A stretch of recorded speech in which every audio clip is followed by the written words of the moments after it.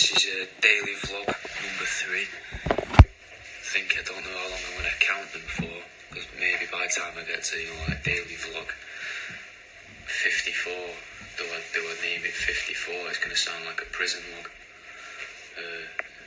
You're right, HBA, I'm doing my daily vlog, mate. This will be on YouTube, so you've got yourself a little HBA.61 mention there. Right, I got a comment yesterday off a guy called Minty, or a lady called Minty, on YouTube. Gave me a bit of advice, so I thought I'd follow it up. Thought I'd say how I started, how this all began, the taxidermy. Right, the first ever thing I taxidermied was a mouse, which actually I can show. I don't think I've ever shown it. Yeah, he's in my cupboard. Yeah, it's pretty cold, mate. Pretty cold. It's 5 to 9 in the morning. It's fucking freezing.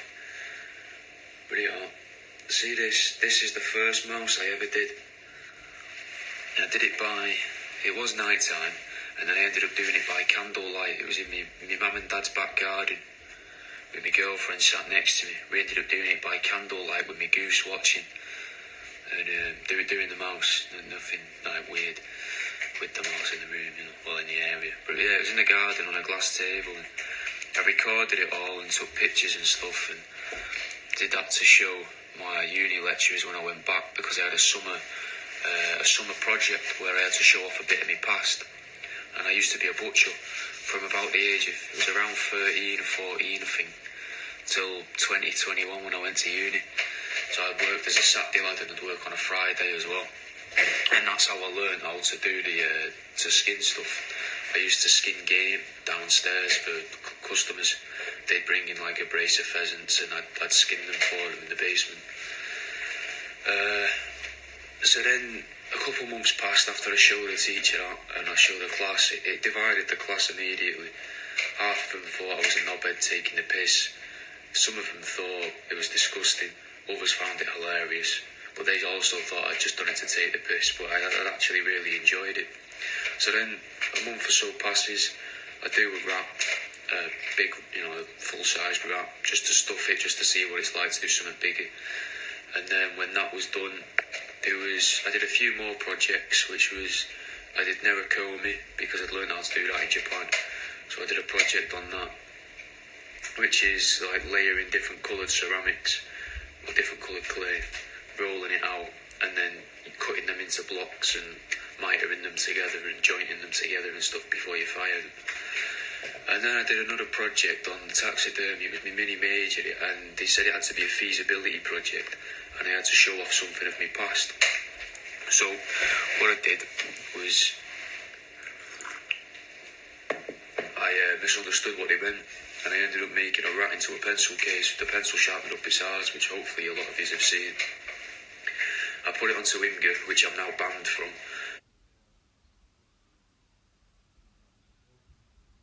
I'm not even allowed to post on Imgur anymore. I've got a perpetual ban.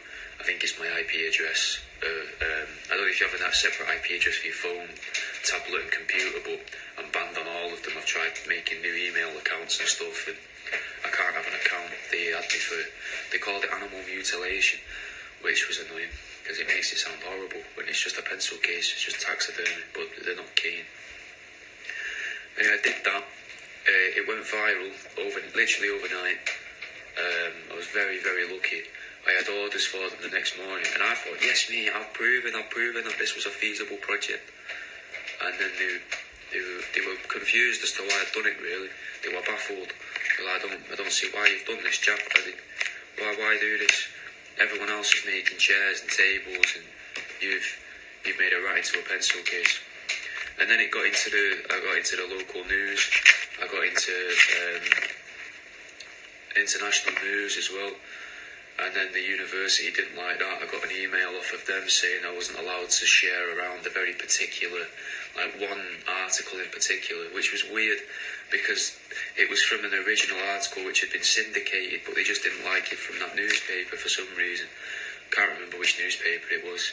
Can't quite remember the article. I just know it was about the pencil case, and for about a week and a half or so, maybe 2 weeks, when you would Google Plymouth University, within the first load of images on Google, a picture of my head had come up next to a rat's arsehole with a pencil sharpener in it. Anyway, that's how it started, and then I made a few more things, and then I got told I wasn't allowed to do it anymore. The uni didn't really know how to mark me anyway, but I got into a little bit of mither with DEFRA, because I was running taxidermy business from my bedroom, which you're not allowed to do. You're supposed to do it from somewhere else that's not your house. So I had to stop, and then I couldn't really do it no more because the uni wouldn't let me do it on campus. They wouldn't even let me use the room in the sink. I said I'd get my own freezer and that and put it in there. Other people had their own equipment in there, table space. I didn't really even have a table space because I'd been away in Japan in second year, and I didn't really ever get told, oh yeah, you can sit there. Everyone already had the chairs and where they'd sit. So yeah, and then that fucked me really. I wasn't able to do anything, so that's why I wrote the book. I wrote Uneducated Guesses as a little bit of a fuck you to some of the teachers, because they wanted me to do either a one-off production, batch production, or mass production. So I thought I'd do all three. My mass producible thing would be the book, because that can just get printed, and obviously I can get as many printed as I want, or as few printed as I want. Obviously I only get 10 printed at a time, because I know I'm not going to sell them all that quick. The batch producible things was scrotum fairy lights that glowed pink, which I've still got, and they still work as well, but they're falling apart slowly. And then obviously the one-off production was the taxidermy, like the squirrel with tits, with which you can now get on socks from my Red Bubble shop. And that's got a little Santa's hat on it on the sock. I did stuff with moles, a couple rat things like a rat hanger-oner and a rat's ass, some mice stuff. But yeah, they weren't really keen on it. They didn't like it. I did some octopuses in resin as well. It was the first bit of resin work I did. So then I couldn't do the taxidermy for quite a while. I did show that though. Excuse me, sorry, just woke up and having my coffee. Didn't mean to burp. I showed it in Islington in London at New Designers a couple of years ago, when the year I graduated from uni. And that didn't go down well there either, really. People thought I was taking the piss. One of the judges was like, yes, I've seen your work, like that. And my teachers had told us to approach the people that walk past and bring them in. So I treated it like I treat my markets, like I'm on a fruit and veg stall, you know. Yeah, hi there, love, have you ever seen a rat's ass? Or, you know, stuff like that, getting a bit giddy. And they didn't like it. They were all way too serious at people. I want to say arseholes, but they weren't arseholes. They were just different people to what I was used to dealing with, I guess. Professional. I'm not particularly professional in that sense. Anyway, it took me about a year, I think. No, it didn't. It took me until, I think it was February the next year, so that was about 8 months. So in that time I worked selling windows and doors, which I loved. That's probably my favourite job so far. The butchery I really enjoyed, but the selling the windows and doors was so hard. I really enjoyed how difficult it was. And then I worked for computer companies selling VR headsets, which fell apart like a fucking wet cake. They stopped selling. Well, the shop I was situated in stopped selling the product, but I was still under contract to be there, so I just had to stand still for 8 hours a day, which was boring, pointless, and just, without sounding like a cunt, a bit degrading really, to just have to stand still with a t-shirt on. I even offered to buy my manager a mannequin for the shop. I said, look, I'll buy a mannequin out of my own money, I'll put it in there, I'll turn up and sign in at 10 in the morning when you need me to, and I'll turn up again at 6 in the evening when you need me to take the mannequin away and take it back in my car and take it home, because all you needed there was a person in a t-shirt. But no, they said that was ridiculous, or something to that extent. So I left there in about May. I worked alongside the taxidermy for a bit, and then the taxidermy took off after I did the rabbit toaster. I got very lucky again. And then later in the year again with the magnetic mouse earrings, getting on like Snapchat news and that. So that's how it started. And then I lost that studio in early the start of this year, about February. And then from there I had to wait a few months till about May, maybe June, until I could get the new studio at the new place, which is where the Play Factory in Ivybridge. And there's still market stalls available if anyone's into that. You know, you wanna come and sell your wares and that, come along, or even just come along and say hello. So that's it really, that's how it all started. He's gonna, it's my first one I did, so he's not perfect, and I left the bones in his legs, so it doesn't really, like, he stands but not great. I've got another one I can show you that you probably never seen. What's it?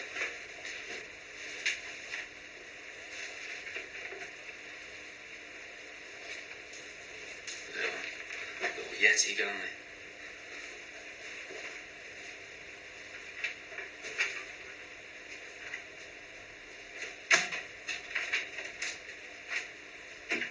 But the cat pulled him off the mantelpiece. The cat pulled that one off the mantelpiece and decided that it needed to be drowned.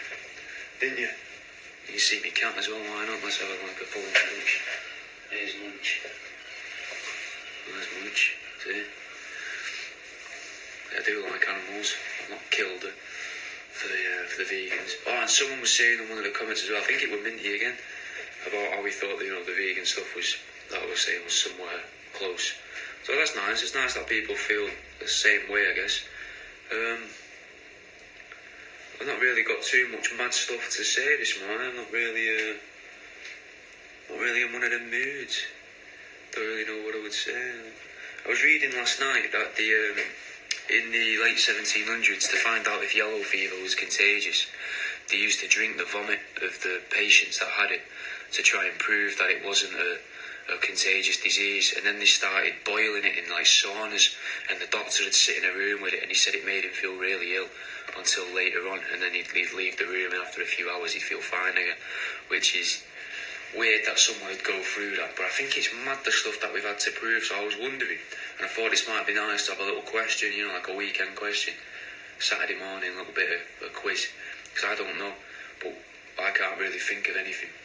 What do you think that we believe now, that in 100 years' time, like not religions and that, because obviously that's all a farce anyway, there's nonsense, it's just to make people think, oh, I better not be a cunt, because if I'm not a cunt, everyone else is less likely to be a cunt. So, that's all religion is. But what do you think that we think is a thing now, that in 100 years' time they'll be going, it's mad that they thought this, and that's how they were experimenting to prove it. All they had to do was just look at it like this. Because really all they needed to find out if it was a disease or a virus or whatever was maybe a microscope and, maybe, I don't know, inject a couple of horses or something with blood from a yellow fever patient or something. But maybe not a horse, but you know what I mean. They could have found other ways to test it rather than being that cocky that they were going, I'm going to drink the stomach bile of this guy that's about to die to prove that it's not going to make me ill. And how did it not make them ill? Who could drink? I couldn't even drink a shot glass of sick, let alone like squeezing a pipette down my mouth or necking a pint of fucking black vomit. It's black vomit, mate. It's fucking hanging. But it's fucking grim. Just dirty bastards. But they were French. Don't know if that's got anything to do with it. I doubt it. I mean, not that it got something to do with the drinking the sick. I mean, with the mentality of thinking. I don't know if is that seen as a pragmatic way of thinking. But maybe it was just because of the time. It's probably more so something to do with the 1700s, isn't it? They weren't really adept. Something I heard was like, how old do you reckon people are? Like humans as a thing. And I thought that was an interesting point, because I found something that suggested that if, let's take for granted that Jesus was a real person, why not? And it's based 2,000 years ago, but some people seem to believe that was only 800 years ago, and for some reason people have lied about the timeline of human existence. And again, I was learning about Atlantis again in the night and this morning before I got out of bed. But I thought, that's kind of interesting, so let us know what you think about that. But yeah, what do you think would happen?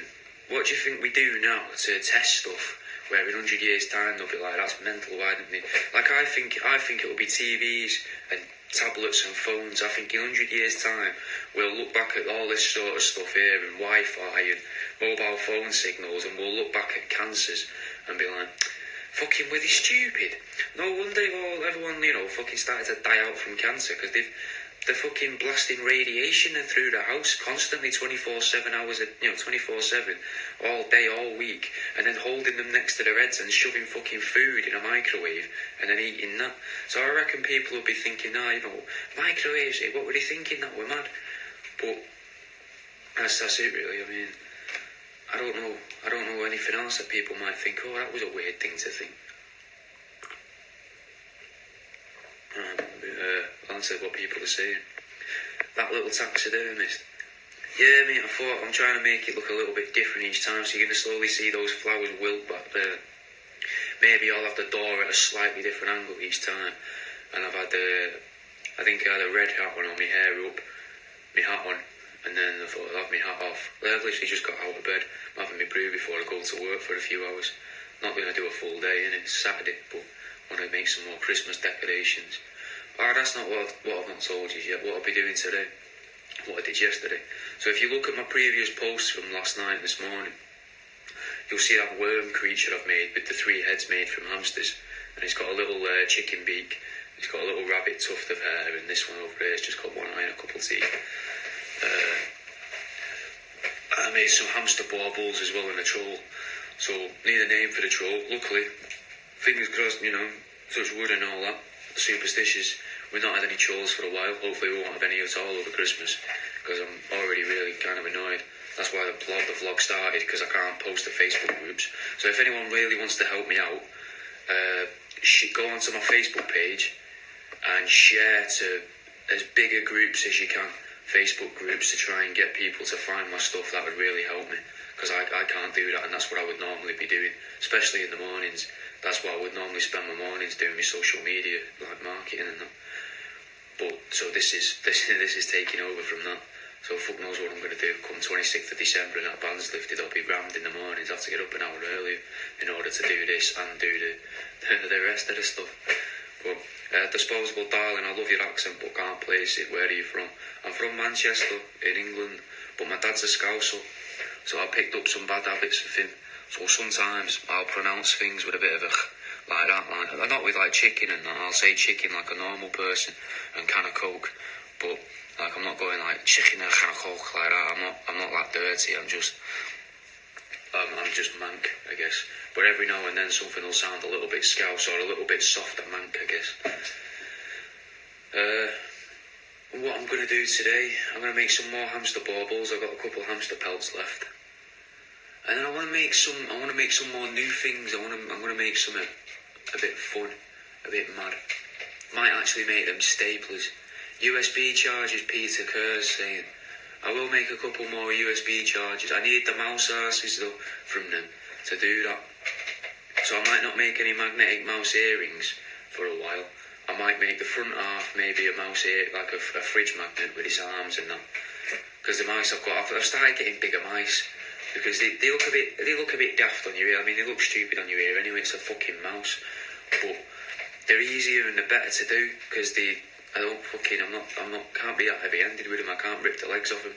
Whereas the smaller mice, I keep fucking ripping them and having to sew them back, and then they don't look right. So I end up either using it for something else or it goes into my ball bag box, like my box of scraps with paws and that for pebble pals. I might make some pebble pals actually because they're pretty fun, the little ones. But I might make an amalgamation. I might try and make an amalgamation. I want to try and make something new every day now, because I can't, because I'm ahead on orders, which is a proper nice feeling. I've changed the way, over the months since getting this new studio, I've changed the way I work. So I used to sell stuff all made to order, and now I have a couple things still made to order, like the Abominable Snowman, but the other things I'll make them and then list them, and then if they sell I might make that, then I'll make them again, but I'll make a few more and hope that they sell, and then when they've all gone I'll make a couple more again. So like I'll make 1, then I'll make 3, then I'll make 5, and I'm doing it that way. And then when they're made they get listed, and now I'm not getting all stressed out and going mental and not sleeping and stuff because I've got to be in the studio all day. Anyway, I'll leave it there. I think, I mean, I've said that I'll do it till I finish my brew, but I don't really know what to talk about. I thought it'd get easier as the days go by, and it's not. I don't really know what to suggest, what to say. If you've got suggestions for vlogs, if you've ever watched vlogs and know what to say or do, give us an idea, give us a shout. I don't really know what to discuss. But it's not really a discussion because I'm just talking with myself.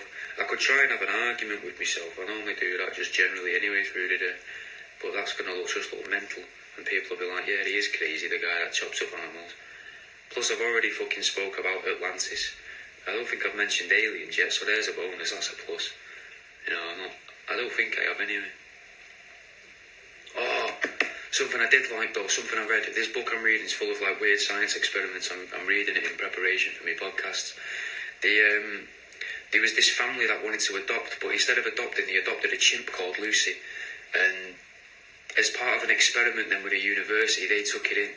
I can't remember the name of the family. I want to say Hamilton, but I think that's wrong.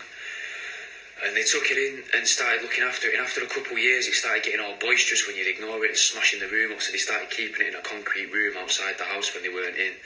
And then when they were in, they'd bring it in. But it was addicted to porn. It was addicted to Playgirl. So it kept looking at pictures of naked men and that. And then this guy had a Bible salesman, the family had a Bible salesman come round to try and sell Bibles. And he fucking, well, that's the story in the book. It's in italics, it might not be true.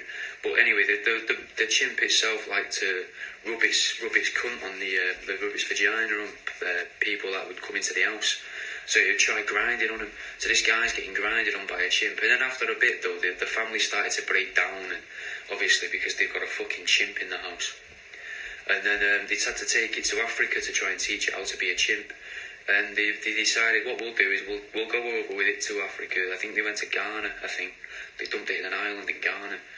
And then they took the maid with them, which you got to wonder why. They did say it was because it would make Lucy feel less upset that she's not alone, because the maid was always with her and she always looked after her. And then the family fucking left her on this island with the maid. The maid stayed because she could see how sad Lucy was and thought that the chimp had died. And then she ended up living on this island with the chimps for about a year and a half. And then it ended up she was in a cage with all these chimps above her. And they just all started shitting on her and pissing on her in the night because they were scared of leaving her alone. And then, but though, unfortunately, they went back a few years later and they couldn't find Lucy. It turned out she'd probably been poached and hunted because she relied on people and she was too used to people. But I thought that was interesting. Because it led on to that from... this guy was trying to figure out why some chimps are good with using weapons and why others aren't.